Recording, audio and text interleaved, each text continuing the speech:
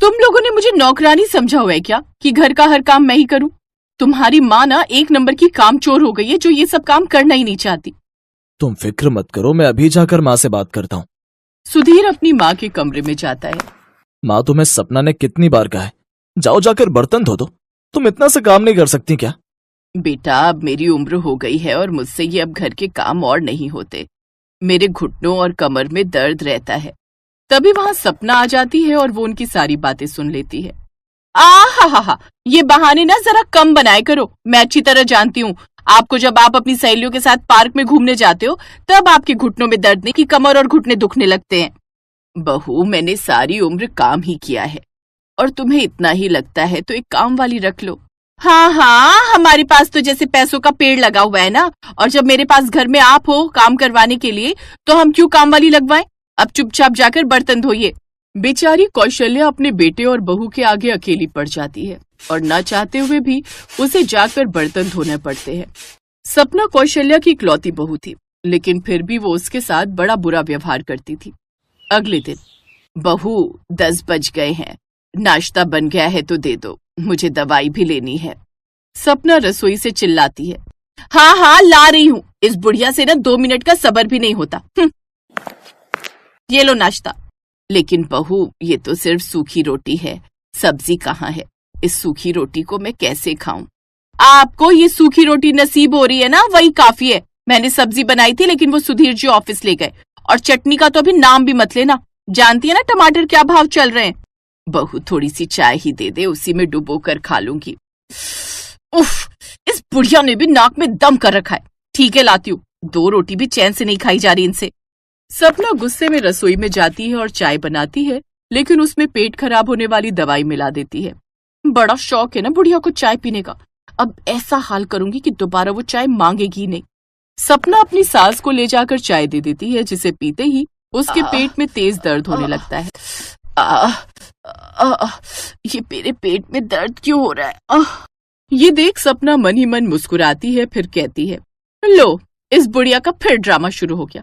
मैं अच्छे से जानती हूँ खाने के बाद बर्तन ना धोने का नाटक है ये, लेकिन आज कोई बहाना नहीं चलेगा। चलो जाओ और जाकर बर्तन धो दो। अब मैं अपने कमरे में जा रही हूँ आराम करने। कौशल्या अपनी बहू के आगे कुछ नहीं कह पाती, जिसके बाद वो बर्तन धोने लगती है।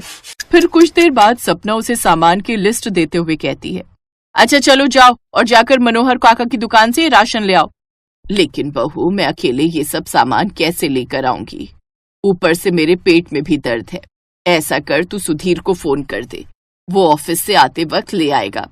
वाह माँ जी, वो बेचारे सारा दिन वहां पर मेहनत करते हैं और आप चाहती हो मैं उनसे बोलूं? आपको तो ना बस काम से बचने का बहाना चाहिए। अब आप जल्दी से जाइए और राशन लाइए, फिर मुझे खाना भी बनाना है। कौशल्या कोई कलेश नहीं चाहती थी, इसलिए वो राशन लाने किराने की दुकान पर चली जाती है। लेकिन जब किराने वाला वो सब लिस्ट के हिसाब से राशन तौलता है तो कौशल्या को देखकर कहता है, क्या आप इतना सब सामान अकेले ले जाएंगी? हाँ, और अगर मैं नहीं लेकर गई तो मेरी बहू मुझे खूब बातें सुनाएगी और मेरा जीना दुश्वार कर देगी। सच कहूं बहन जी, जब तक जगदीश भाई साहब जिंदा थे वो आपको घर की रानी बनाकर रखते थे, लेकिन आपके बेटे और बहू ने तो आपकी हालत ही खराब कर दी है। क्या करे भाई साहब, जो नसीब में लिखा होता है वो तो काटना ही पड़ता है। फिर कौशल्या सारा सामान लेकर घर की ओर चल पड़ती है, लेकिन कुछ दूरी पर चलते ही उसका बैलेंस बिगड़ जाता है और वो जमीन पर गिर पड़ती है और उसके घुटने पर चोट लग जाती है। फिर पड़ोस की एक औरत उसको सहारा देती है और उसे उसके घर तक पहुंचा कर आती है। उसके जाते ही सपना कौशल्या पर फिर चिल्लाने लगती है, अच्छे से जानती हूँ मैं ये सब आपके ड्रामे होते हैं, जानबूझकर गिरी होंगी लोगों की हमदर्दी पाने के लिए। अब जाइए और ये बैंगन मुझे काट कर दीजिए। कौशल्या बेचारी अपने कमरे में ले जाकर बैंगनों को काटने लगती है, लेकिन वो जिस भी बैंगन को काटने लगती वो उछलकर नीचे गिर जाता। हे राम, मेरे बेटे बहू ने क्या मुझे पहले ही कम परेशान कर रखा है, जो अब तुम बैंगन भी मुझे परेशान कर रहे हो। कितनी बार तुम सबको पकड़कर ऊपर रखूं? अम्मा, तुम परेशान ना हो, हम तुम्हें दुख देने नहीं बल्कि तुम्हारे दुख दूर करने आए हैं। ये क्या चमत्कार है? कहीं गिरने की वजह से मेरे सिर पर चोट तो नहीं लग गई? नहीं नहीं, हम सब तो आपकी मदद करने आए हैं। कल जब हम आपकी रसोई में आए थे तब हमने देखा कि आपके बेटा बहू आपके साथ कितना बुरा व्यवहार करते हैं, और हमने तो ये भी देखा कि आपकी बहू ने ही आपकी चाय में पेट दर्द की दवाई मिलाई थी। क्या? मेरी बहू ने दवाई मिलाई थी। हाँ, और अब आप देखो मैं उनके साथ कैसा व्यवहार करता हूँ। बचपन में आपने भी तो अपने बेटे को पाला पोसा था, तो उस हिसाब से उनको भी आपका ध्यान रखना चाहिए।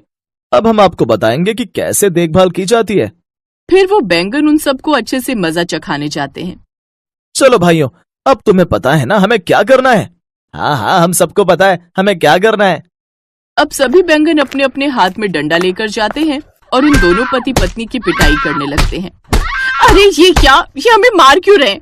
और इन बैंगनों के हाथ पैर कहां से आ गए? छोड़ो हमें, छोड़ो। नहीं, हम तुम दोनों को तब तक नहीं छोड़ेंगे जब तक तुम अपनी सास से माफी नहीं मांग लेते। सुधीर, जिस माँ ने तुम्हें बचपन में पाला पोसा, तुम्हारा इतना ध्यान रखा, और जब तुम्हारी बारी आई उनका ध्यान रखने की तो तुम उनके प्यार को इतनी जल्दी भूल गए। और सपना, अम्मा ने तो तुम्हें भी इतना प्यार दिया, फिर तुम उन्हीं के साथ ऐसा करने लगी। ठीक है, हम उनसे माफी मांगने के लिए तैयार हैं। अब हमें छोड़ दो, हमसे गलती हो गई। हाँ, हमसे गलती हो गई जो हमने माँ जी पर इतने अत्याचार किए। कौशल्या उन दोनों को माफ कर देती है, जिसके बाद उसके बेटे बहू भी उसके साथ अच्छे से रहने लगते हैं। साथ ही वो जादुई बैंगन भी उनकी मदद करते हैं। वो सब उनसे जो भी मांगते वो सब जादुई बैंगन उन्हें प्रकट करके दे देते। अब झट से जादू से सारे बर्तन भी धुल जाते और तरह तरह के पकवान भी उन सबको खाने को मिल जाते। अब वो सब खुशी खुशी रहते।